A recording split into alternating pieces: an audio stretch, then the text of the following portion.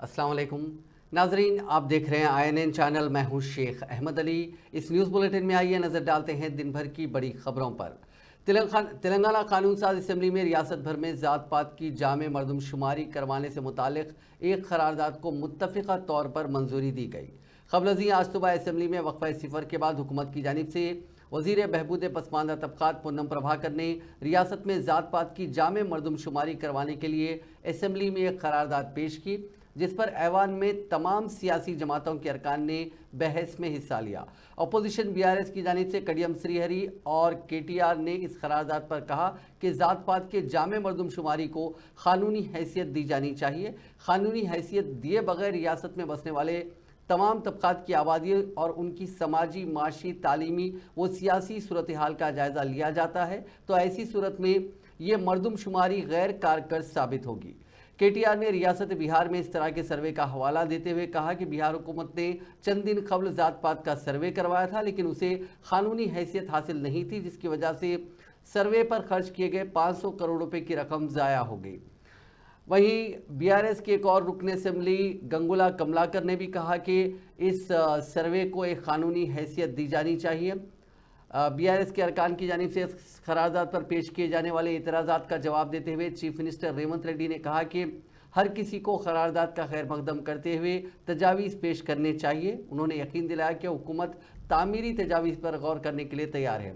Chief minister ने कहा कि इंतखाबात से कबल कांग्रेस के सीनियर कायद व रुकन पार्लियामेंट राहुल गांधी ने रियासत के अवाम से ज़ात पात की मरदमशुमारी करवाने का वादा किया था। कांग्रेस पार्टी ने उसे अपने इंतखाबी मंशूर में शामिल किया था और उसी के तहत आज ये रेजोल्यूशन असम्बली में लाया गया है। इस करारदाद के मामले पर मजलिस के फ्लोर लीडर अकबरुद्दीन अवैसी ने बात करते हुए मुतालबा किया कि मुसलमानों की भी मरदमशुमारी की जानी चाहिए ताकि उनकी सियासी, माशी और तालीमी पसमानदगी का जायज़ा लिया जा सके। इस करारदाद को लेकर जो एतराज़ात जताए गए थे उस पर बारहा डिप्टी CM मल्लू भट्टी विक्रमार्का और रियासती वुज़रा पूनम प्रभाकर, D श्रीधर बाबू ने वजाहत की। गवर्नमेंट దగ్గర మేము మీలక కుటుంబ సర్వే సకల సర్వే బొంబాయికి రమ్మని, బస్సులో రమ్మని, ఎక్కడికైనా బుడ్రాయి దగ్గర అన్నట్టు అన్నికి చెప్పినట్టుగా మళ్ళీ మేము వినండి సార్, ఒక్క మీరు చెప్పినప్పుడు విన్నా కదా, మళ్ళీ మీరు ఇంత సీనియర్ సభ్యులుగా మీరు అట్లా మీకుండే కన్ఫ్యూజన్స్ అన్నీ తీసే బాధ్యత మాది. గౌరవ సభ్యులు కూడా మాజీ మంత్రి గారు పాపం 10 ఏళ్ళుగా మంత్రిగా ఉండి, ఎమ్మెల్యేగా ఉండి బలిన వర్గాల గొంతు వినిపించలేకపోయింది కాబట్టి అప్పుడు చెప్పలేకపోయినా ఇప్పుడు చెప్తుండొచ్చు. ఏం చెప్పినా పర్లే, ఎవరేం చెప్పినా వింటాం, జవాబు చెప్తాం. మా ప్రభుత్వం రాసుకుంటున్నా సార్, ప్లీజ్. ఫ్రస్ట్రేషన్ లో మాట్లాడుతున్నారు ముఖ్యమంత్రి గారు. మా వైపు నుంచి మీకు ఏం ప్రమాదం ఉండదు, మీరేం మా గురించి వరి కాకండి, మీ వాళ్ళని జర జాగ్రత్తగా చూసుకోండి ప్లీజ్. నేను మా ఫైనాన్స్ మినిస్టర్ గారిని అడుగుతున్నా.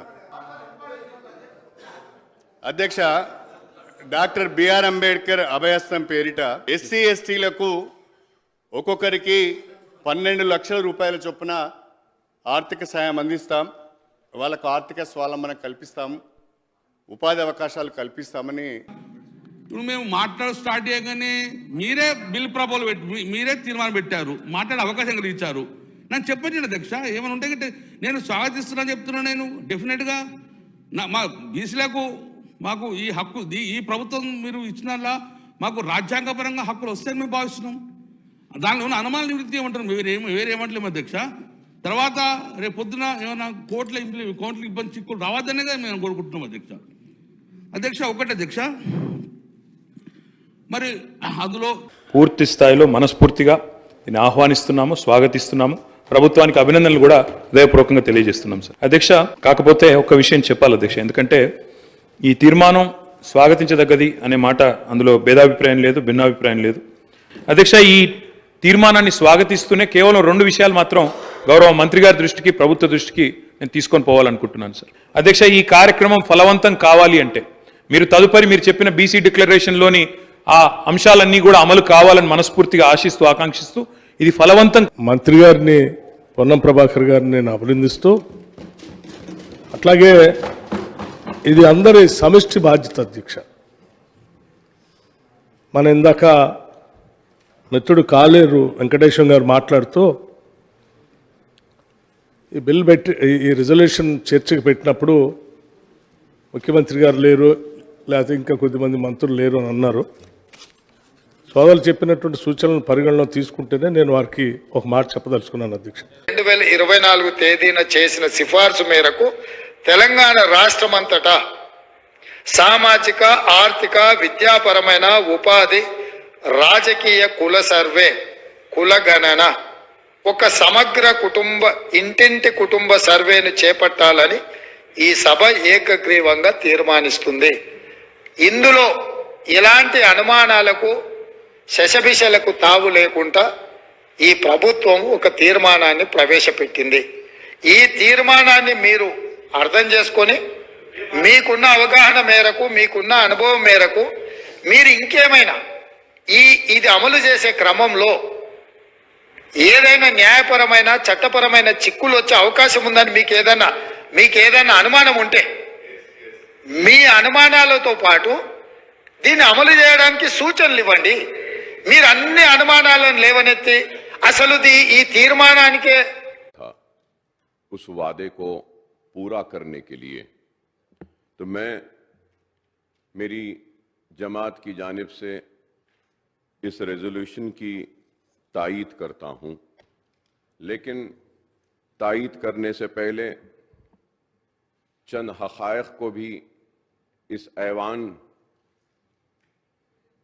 में पेश करना चाहता हूं और इस ऐवान के ज़रिए आवाम तक भी पहुंचाना चाहता हूं। और ये बात यह है कि मुसलमानों की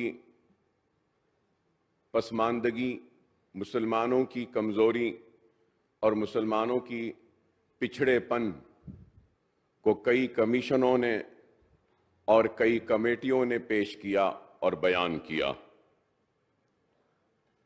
लेकिन उसके बावजूद भी आज सबसे पीछे, सबसे पिछड़ा हुआ, सबसे आखिर में अगर कोई है तो वह हिंदुस्तान की सबसे बड़ी अक़लियत वो मुसलमान है। मैं यहां खड़े होकर बीसीस के पसमानदगी के बारे में मुकम्मल तायीद करूंगा और उनको जितना भी जो भी देना है हुकूमत दे, मैं बहैसियत मुसलमान उसकी तायीद करूंगा। एससी और एसटीज को जो भी हुकूमतें देना चाहती हैं दे सकती हैं, जितना भी देना चाहती हैं दें। मैं अपनी पार्टी के जानिब से उसका खैर मुक़द्दम करूंगा, उसकी तायीद करूंगा, चाहे वो रिजर्वेशन हो, चाहे वो माशी बदहाली को दूर करने के लिए, इस्तेहकाम बख्शने के लिए अगर कोई फंड्स एलोकेट किए जाते हैं तो उसकी भी तायीद करूंगा। लेकिन उसके ज़ात पात की जामे मरदमशुमारी करवाने से मुतालिक करारदाद को मुत्तफ़िक़ा तौर पर असम्बली में मंजूरी मिलने के बाद कांग्रेस के हेडक्वार्टर्स गांधी भवन में शानदार जश्न मनाया गया। टीपीसीसी ओबीसी डिपार्टमेंट के चेयरमैन नूती श्रीकांत की क़यादत में कांग्रेस वर्कर्स ने जश्न मनाया और कहा कि कांग्रेस ने अपने एक बड़े इंतखाबी वादे को पूरा करने की सिमत अहम कदम उठाया है। कांग्रेस पार्टी అధినాయకుడు రాహుల్ గాంధీ గారు భారత్ జోడో యాత్రలో భాగంగా మరియు తెలంగాణ రాష్ట్ర ఎన్నికల్లో అధికారంలోకి రాగానే కులగణన చేపట్టి ముఖ్యంగా బలహీన వర్గాలకు చెందిన వారందరూ ఆకాంక్షించారు. అదేవిధంగా తెలంగాణ రాష్ట్రంలో ఏర్పడ్డ కాంగ్రెస్ ప్రభుత్వం ముఖ్యమంత్రి రేవంత్ రెడ్డి గారి ఆధ్వర్యంలో तेलंगाना असेंबली के जारिया बजट सेशन के 8वें दिन आज वक्फे सिफर के दौरान लगभग सभी अराकीन असेंबली को अपने हलके के मसाइल उठाने का मौका दिया गया। इस मौके पर हैदराबाद से जुड़े मजलिस के अराकीन असेंबली और दीगर अराकीन ने भी अपने हलकों के मसाइल उठाए। जाफर हुसैन मेराज ने बात करते हुए अपने हलके असेंबली याकुतपुरा के नालों की फौरी तौर पर तामीर करने और मौसम बरसात से कबल भारी बारिश से निपटने और हैदराबाद को खूबसूरत झीलों के शहर की आइडेंटिटी बरकरार रखने के इक़दाम करने का मुतालबा किया। वहीं चार मीनार के रुकन असम्बली मीर जुल्फ़िकार अली ने वज़ीर आला रेवंत रेड्डी से मुतालबा किया कि माह रमज़ान में बग़ैर किसी कटौती के बरक़ी सरबराह करने के इक़दाम किए जाएँ। वहीं मलकपेट के रुकन असम्बली अहमद बलाला ने मुतालबा किया कि होटलों को हैदराबाद में रात 11 बजे बंद किया जा रहा है। हैदराबाद के लोग देर तक जागने के आदी हैं, लिहाजा होटलों को रात 1 बजे तक खुला रखने की इजाज़त दी जाए। इसके अलावा दीगर अराकीन ने भी अपने अपने हलकों के मसाइल ऐवान असेंबली में उठाए। గౌరవ సభ్యులు మీర్ జుల్ఫికార్ అలీ గారు।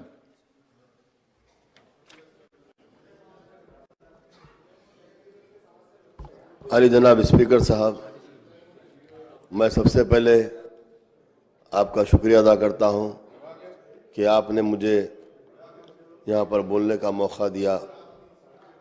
मैं आपकी जानिब से सीएम साहब को इस बात की तवज्जो दिलाना चाहता हूं कि माह रमज़ान के लिए अभी 1 महीना भी बाकी नहीं है। रमज़ान का महीना आ रहा है। आज तमाम ट्रांसफार्मर्स को एनहांस करने की ज़रूरत है, क्योंकि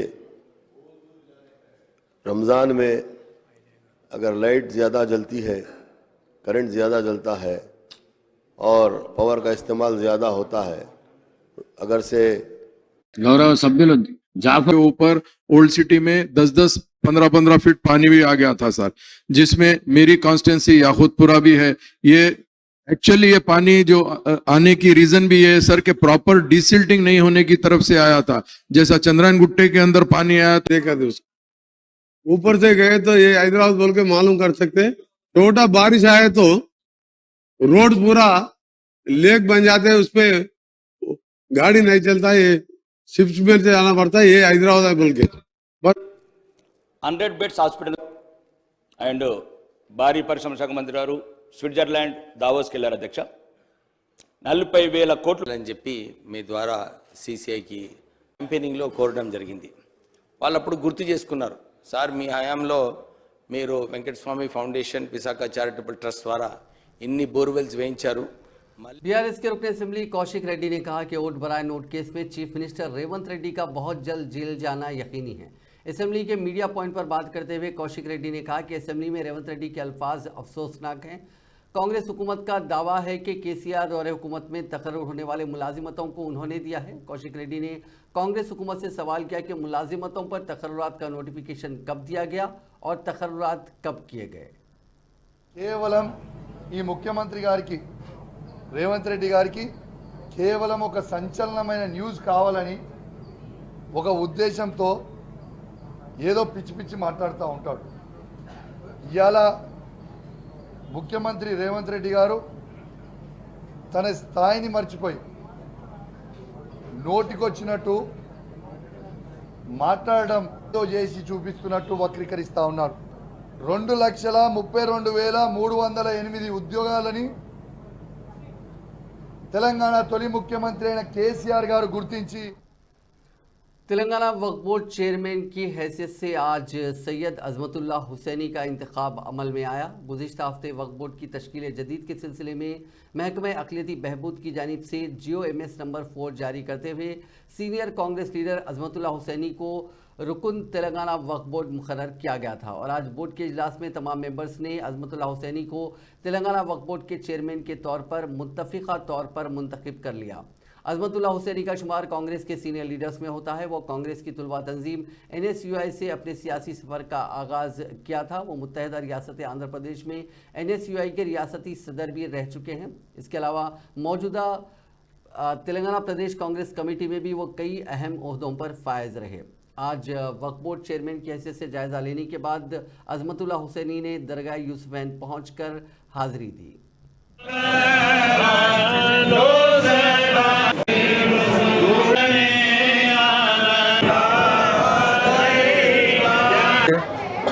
वैसे तो सदर नशीन में आज ओहदा लेने के बाद आज पहली बार बारगाह यूसुफैन में आने का मौका मिला। मैं यहाँ पर आके चादर और गुल में पेश किया और दुआ की कि अल्लाह आसान करे मेरे काम के लिए और अल्लाह मेरे कौम की खिदमत का जो मौका दिया। मैं हर्जुल अजीज़ हमारे वज़ीर आला रेवंत रेड्डी साहब का भी शुक्रिया अदा करता हूँ, जो मुझे एक जिम्मेदारी मेरे खांधों पे रखे है। इंशाअल्लाह बीआरएस के सीनियर कायद व साबिक वजीर पी महेंदर रेड्डी, उनकी अहलिया व विकाराबाद जिला परिषद चेयरपर्सन सुनीता महेंदर रेड्डी के अलावा बीआरएस के दीगर कायदीन और फिल्म अदाकार अल्लू अर्जुन के खुसुर चंद्रशेखर रेड्डी ने कांग्रेस में शमूलियत इख्तियार कर ली। ये तमाम कायदीन आज चीफ मिनिस्टर रेवंत रेड्डी से मुलाकात करते हुए कांग्रेस में शामिल हो गए। पार्टी में शामिल होने वालों में जीएचएमसी के साबिक मेयर बीर राम मोहन, उनकी अहलिया वो बीआरएस कॉरपोरेटर श्रीदेवी और दूसरे शामिल हैं। क़ब्ल उन कायदीन ने गांधी भवन में तेलंगाना कांग्रेस उमूर की इंचार्ज दीपा दास मुंशी से मुलाकात करते हुए पार्टी में शमूलियत इख्तियार की थी। इस मौके पर दीपा दास मुंशी ने उन कायदीन को पार्टी खंडवा पहनाकर कांग्रेस में शामिल किया। बाद अज़ा उन कायदीन ने असेंबली पहुंचकर चीफ मिनिस्टर रेवंत रेड्डी से मुलाकात की। सभी लोगों को नमस्ते। जय कांग्रेस, जय जय कांग्रेस, जय सोनिया। 2018 में और उसके बाद एमएलसी देते बोले चलो कोई बात नहीं है, फिर भी काम करे। फिर 24 में भी उपल में काम करो बोल के बोले थे। 4 इयर्स हम पूरे 10 इयर्स में 4 इयर्स पूरे हस्बैंड वाइफ मिलके पूरे हैदराबाद में उपल नियोजक उपल जो कॉन्स्टिट्यूंसी है उसमें काम करे थे, सभी लोगों को मालूम है। तो इसलिए बहुत बुरा लगा हमारे को। फिर एमएलसी देते बोले, फिर एमपी देते बोले, मगर उन लोगों को अभी जो मूवमेंट में काम करे लोग पुराने वाले नहीं चाहिए। नया लोग कुछ भी नहीं, पैराशूट में आके रात के रात पैसे दे के काम करने वाले चाहिए। तो हमारे को उन लोग नहीं चाहिए, हमारे को जनता चाहिए, जनता की काम चाहिए। हमारे को सोनिया गांधी के नेतृत्व में काम करने को मन पसंद है। कांग्रेस पार्टी ने दावा किया है कि चीफ मिनिस्टर रेवंत रेड्डी पुराने शहर हैदराबाद की तरक्की को तरजीह दे रहे हैं। गांधी भवन में मुनक़िदा एक प्रेस कॉन्फ्रेंस से खिताब करते हुए टीपीसीसी के तर्जुमान सैयद निज़ामुद्दीन, हैदराबाद डीसीसी के सदर समीर वलीउल्लाह और दीगर कायदीन ने बताया कि चीफ मिनिस्टर ने Musi river front development project की शुरुआत की है और बजट में 1000 करोड़ रुपये मख्तस किए हैं। वज़ीर आला ने ओल्ड सिटी में मेट्रो रेल मंसूबे को भी मंजूरी दी है। कांग्रेस कायदीन ने कहा कि पुराने शहर के लाखों लोगों को कांग्रेस हुकूमत की 6 ज़मानतों से फ़ायदा होगा। उन्होंने इंकशाफ किया कि प्रजा पालना प्रोग्राम के दौरान मौसूल होने वाले 24,74,000 एप्लीकेशंस में तकरीबन 5,08,000 अकेले चार मीनार जोन से हैं। हैदराबाद डीसीसी के सदर समीर वलीउल्लाह ने मजलिस के फ्लो लीडर अकबरुद्दीन अवैसी पर तनकीद करते हुए कहा कि वो गुज़िश्ता 20 सालों से असेंबली में एक ही तकरीर कर रहे हैं। उन्होंने कहा कि हर सेशन में अकबरुद्दीन अवैसी तस्लीम करते हैं कि एमआईएम पुराने शहर हैदराबाद की तरक्की में नाकाम रही, लेकिन मजलिस की नाकामी का एतराफ़ करने के बजाय वो मुतालिका हुकूमतों को मौरूद इल्ज़ाम ठहराते हैं। उन्होंने कहा कि आइंदा लोकसभा इंतखाबात में कांग्रेस पार्टी हैदराबाद सीट से कामयाबी हासिल करेगी। अकबरुद्दीन अवैसी साहब जो है असेंबली के अंदर बहुत बेहतरीन इम्प्रेसिव स्पीच दिए। हर वक्त जो है ना वही 20 साल से हम स्पीच सुनते आ रहे हैं। हर वक्त ये बोलते कि जो है हम पुराने शहर को डेवलप नहीं कर सके, लेकिन वो नहीं चाहते कि जो है पुराना शहर डेवलप हो। उनका एक यही हर वक्त यही रहा कि जो है जो भी प्रेजेंट रूलिंग हुकूमत है उसको सरेंडर होना। जब 2004 तक टीडीपी के साथ थे, 2011 तक जो है कांग्रेस पार्टी के साथ रहे और 2023 तक जो है बीआरएस के साथ रहे। तकरीबन 9 साल बीआरएस हुकूमत के साथ रहकर उनकी फ्रेंडली पार्टी रह के पुराने शहर को एक भी प्रोजेक्ट नहीं ले आ सके। उसके अलावा जो वादा केसीआर ने 2014 में किया था, चंचलगुड़ा जेल को शिफ्ट करने की बात है, चाहे वो मलकपेट में रेस कोर्स को शिफ्ट करने की बात है, मुसलमानों को 12% रिजर्वेशन देने की बात है, ये तमाम चीज़ों के ऊपर 9 साल फ्रेंडली रह के किसी पे भी जो है ना सवाल नहीं किया गया। और 9 मस्जिदें शहीद हुए, उस पर सवाल करना छोड़ के केसीआर हुकूमत को बचाने का काम करी बीआरएस हुकूमत। इस तरह के काम करते हुए अवाम को गुमराह करते आए। अब जब लोकसभा इलेक्शन आया तो ये काफ़ी परेशान है, क्योंकि कांग्रेस पार्टी पुराने शहर के अंदर स्ट्रेंथन होते जा रही है, जब लड़ने वाली है और डेफिनेटली हम जो है ना इसको लेकर जीतने वाले हैं। हमारे चीफ मिनिस्टर रेवंत रेड्डी साहब ने मूसी रिवर डेवलपमेंट फ्रंट को कांग्रेस के सीनियर कायद और धरानी कमेटी के रुकन कोदंड रेड्डी ने आज वजीर आजम नरेंद्र मोदी को किसानों के मामले को लेकर तनकीद का निशाना बनाया। उन्होंने कहा कि 2004 से 2014 तक कांग्रेस की हुकूमत मरकज़ में थी, उस वक्त किसानों को कोई मसाइल दरपेश नहीं थे, लेकिन मोदी हुकूमत के आने के बाद से किसान मुल्क भर में परेशान हैं। आज सारे भारत देश में किसान और ट्रेड यूनियन लीडर्स दोनों मिलके आज देश भर में बंद काल दिए। ये बंद काल के लिए all India Congress committee senior leader Rahul Gandhi ने अपने न्याय पादयात्रा में किसानों को मदद दिया। उसके अलावा ये जो एमएसपी पूछ रहे हैं किसानों ने, एमएसपी मिनिमम सपोर्ट पार्क के बाद मीटिंग लगाए, लेकिन हम सारा इंतज़ाम करने के बाद बीआरएस पार्टी वाले आके अपने झंडे लगाए, इसलिए हमने वहाँ पार्टिसिपेट नहीं करे। यहाँ से मदद दे रहे हैं कि सारे किसानों को Congress party, all India Congress party जैसा। अब एक सनसनीखेज बयान जो बीजेपी के साबिक रियासती सदर मौजूदा करीमनगर के एमपी बंडी संजय ने दिया। उन्होंने दावा किया कि बीआरएस पार्टी के 5 अरकान असेंबली उनसे रब्त में है। इसके अलावा माफ़ कीजिएगा 8 अरकान असेंबली और 5 एमपीज़ उनके राब्ते में हैं। उन्होंने कहा कि बीआरएस पार्टी रियासत में अपना रिलेवेंस खो चुकी है और आइंदा इंतखाबात में लोकसभा में असल मुकाबला कांग्रेस और बीजेपी के दरमियान होगा।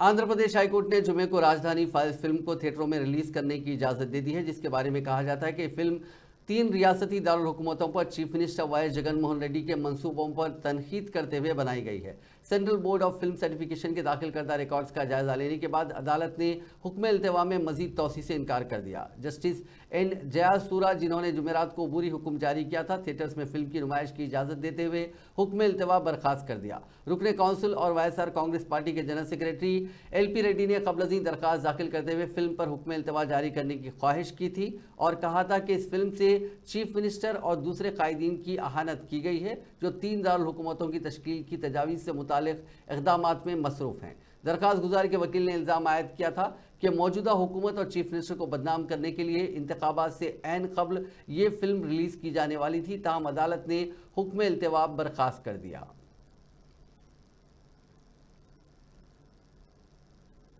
अब एक खबर दिल्ली से। दिल्ली के अलीपुर के बाजार में आतिशज़दगी के वाक़े में अब तक 11 लोगों की मौत हो चुकी है। जुमेरात की शाम पेंट इंडस्ट्री में आग लग गई थी। आग करीबी दुकानों और घरों तक फैल गई। हुक्काम ने बताया कि अलीपुर के दयालपुर बाजार में एक फैक्ट्री से 11 जनीवी नाशें मिली हैं। हुक्काम ने बताया कि आग लगने से एक पुलिस एहलकार समेत 4 अफराद ज़ख्मी हुए और उनका इलाज जारी है। आग में 2 दीगर के फंसे होने का शुबा था। फायर फाइटर्स को जुमेरात की शाम 5:25 पर हादसे की इत्तला मिली। आज दिल्ली के वज़ीर आला अरविंद केजरीवाल ने इस जगह का मुआयना किया और इस हादसे में मरने वालों के अफराद ख़ानदान को 10-10 लाख रुपए मुआवजा देने का ऐलान किया। कल यहाँ पे शाम को रात को जो आग लगी है, ये बड़े दुख की बात है। बता रहे हैं कि पेंट की फैक्ट्री थी और हम जानते हैं कि पेंट कितना ज्वलनशील पदार्थ होता है। आसपास की दुकानें, आसपास के घर, जिन जिन लोगों की मृत्यु हुई है, हर एक के परिवार को हम लोगों की संवेदना है और हर एक के परिवार को 10-10 लाख रुपए की मुआवजा राशि दी जाएगी। रियासती हुकूमत ने जुमे को Kamareddy government medical college and general hospital के उन 2 सीनियर डॉक्टरों और नर्सिंग ऑफिसर्स की मुअत्तली बर्खास्त कर दी है, जिन्हें एक मरीज को चूहे के काटने के वाक़े के बाद मुअत्तल कर दिया गया था। ये मरीज हॉस्पिटल के आईसीयू में सेहतयाब हो रहा है। इत्तला के मुताबिक associate professor general medicine doctor Vasant Kumar, assistant professor general medicine doctor Kavya और नर्सिंग ऑफिसर जी मंजुला की मुअत्तली बर्खास्त कर दी गई है। डायरेक्टर महकमा मेडिकल एजुकेशन डॉक्टर त्रिवेणी ने इस ताल्लुक से जुमे को अहकाम भी जारी कर दिए हैं। गुज़िश्ता हफ्ते ही इस हॉस्पिटल के आईसीयू में एक मरीज को चूहे ने काट लिया था। जिले के मकामी अहदेदारों की रिपोर्ट की बुनियाद पर रियासती हुकूमत ने इस हॉस्पिटल के 2 डॉक्टर्स और एक नर्सिंग ऑफिसर की मुअत्तली के अहकाम जारी किए थे। ताहम हुकूमत के इस फैसले के खिलाफ तेलंगाना गवर्नमेंट डॉक्टर्स एसोसिएशन ने बड़े पैमाने पर एहतजाज शुरू किया था, जिसके बाद हुकूमत को अपने फैसले पर नजरसानी करनी पड़ी। एसोसिएशन के नुमाइंदा डॉक्टर जे तिरुपति ने कहा कि वो इब्तिदा से ही कह रहे हैं कि हॉस्पिटल में रौनुमा इस वाक़े के लिए डॉक्टरों को जिम्मेदार नहीं करार दिया जा सकता। तेलंगाना के जिले कामारेड्डी में मासूम तुलबा अपना पेट भरने के लिए पकवान के लिए मजबूर हैं। ये वीडियो सोशल मीडिया पर वायरल हो रहा है, जिसमें तालिबात को पकवान करता देखा जा सकता है। ये वाकया जिले कामारेड्डी दोमकोंडा मंडल सीतारामपल्ली के कस्तूरबा गांधी तालीमी इदारे का है, जिसका ताक़ी से इंकशाफ हुआ। कस्तूरबा गांधी तालीमी इदारे में ज़ेर तालीम तालिबात गुज़िश्ता कुछ दिनों से पकवान करने पर मजबूर हैं। इसकी वजह यह बताई गई है कि पकवान करने वाला अमला यानी बावर्ची दस्तियाब नहीं है, जिसकी वजह से बच्चों को पेट भरने के लिए मजबूरी में खाना पकाना पड़ रहा है। तुलबा तंजीमों के कायदीन का कहना है कि इस सिलसिले में आला हुक्काम से शिकायत के बावजूद कोई कार्रवाई नहीं की जा रही है। ये भी इल्ज़ाम आयद किया गया कि प्रिंसिपल के रवैये की वजह से ये सूरत हाल पैदा हुई है और पढ़ने लिखने वाले बच्चों को पकवान करने पर मजबूर होना पड़ रहा है। तुलबा तंजीमों के कायदीन ने हुकूमत से इस मसले पर फौरी कार्रवाई की ख्वाहिश की है। ख़वातीन टीम के हेड कोच जय सिम्हा को मुअत्तल कर दिया गया है। टीम की बस में हालत नशा में ख़वातीन क्रिकेटर्स को परेशान करने का उन पर इल्ज़ाम है। हैदराबाद क्रिकेट एसोसिएशन ने उन्हें मुअत्तल कर दिया है। टीम की बस में जय सिम्हा की जानिब से शराब के नशे में धुत होने की वीडियो सोशल मीडिया पर वायरल होने के बाद टीवी चैनल्स में भी इसे नशर किया गया। एससीए के सदर जगन मोहन राव ने बयान जारी करते हुए कहा कि इसे फौरी असर के साथ मुअत्तल कर दिया गया है। उन्होंने कहा कि जय सिम्हा के मामले की तहकीकात की हिदायत दे दी गई है। उन्होंने मजीद कहा कि ख़वातीन क्रिकेटर्स के साथ हरासानी करने पर कोच के खिलाफ फौजदारी कार्रवाई भी की जाएगी। इस तरह की हरकतों को कतई बर्दाश्त नहीं किया जाएगा। तहकीकात मुकम्मल होने तक कोच मुअत्तल रहेगा। मालूम हुआ है कि कोच के खिलाफ ख़वातीन खिलाड़ियों ने पिछले महीने की 12 तारीख को शिकायत की थी। उन्होंने मेल के जरिए एससीए से शिकायत की, जिसमें बताया गया कि इसमें सफ़र के दौरान कोच नरसिम्हा ने शराब नौशी की और उसके बाद उनके साथ नाज़ेबा ज़बान का इस्तेमाल किया। Commissioners task force south east zone team और चादरघाट पुलिस ने मुश्तरका कार्रवाई करते हुए अंदरून 16 घंटे उन 3 लुटेरों को गिरफ्तार करने में कामयाबी हासिल कर ली, जिन्होंने अकबरबाग मलकपेट में वाक़े एक ज्वेलरी शॉप में न सिर्फ जेवरात लूट लिए थे, बल्कि ज्वेलरी शॉप के मालिक के बेटे पर कातिलाना हमला करते हुए उन्हें जख्मी भी कर दिया था। Deputy commissioner police south east zone D Janaki ने जुमे को एक प्रेस कॉन्फ्रेंस को मुखातिब करते हुए इस मामले से वाकिफ करवाया। को किस्वा ज्वेलर्स अकबरबाग में एक रॉबरी रिपोर्ट हुआ। उसमें 3 जने आके वो बच्चा था ओनर का लड़का, उसको चाकू से डरा के इंजरी करके पूरा 330 ग्राम्स गोल्ड और 125 ग्राम सिल्वर लेके गए थे। ये टेक्निकल एविडेंस के हिसाब से तीनों तक हम लोग पहुंच सके। साउथ ईस्ट टास्क फोर्स और चादरघाट क्राइम टीम दो हम लोग इसमें रॉबरी करेंगे, पैसे मिलेंगे बोल के। ये तीनों भी फर्स्ट टाइम ऑफेंडर्स है। प्रीवियस कनाडा में मास्टर्स की तालीम हासिल करने वाले हैदराबाद के नौजवान का हार्ट अटैक से इंतकाल हो गया।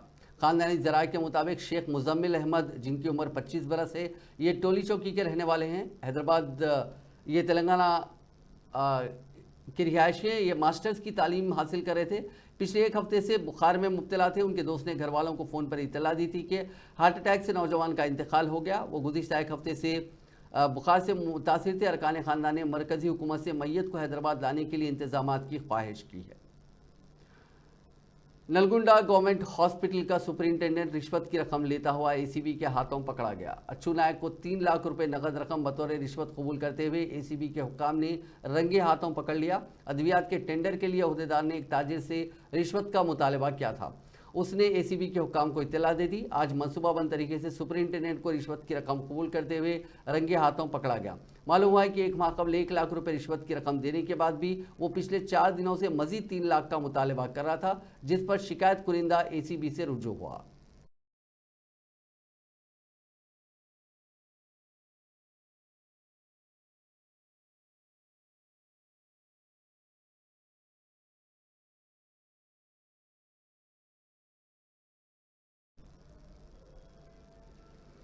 दिल्ली में किसानों का एहतजाज जारी है। पंजाब के किसानों के दिल्ली मार्च का आज 4था दिन था। शंभू बॉर्डर पर आज फिर अफरा तफरी मच गई। जब किसानों ने बैरिकेडिंग की तरफ बढ़ने की कोशिश की तो हरियाणा पुलिस ने उन पर आंसू गैस के गोले दागे।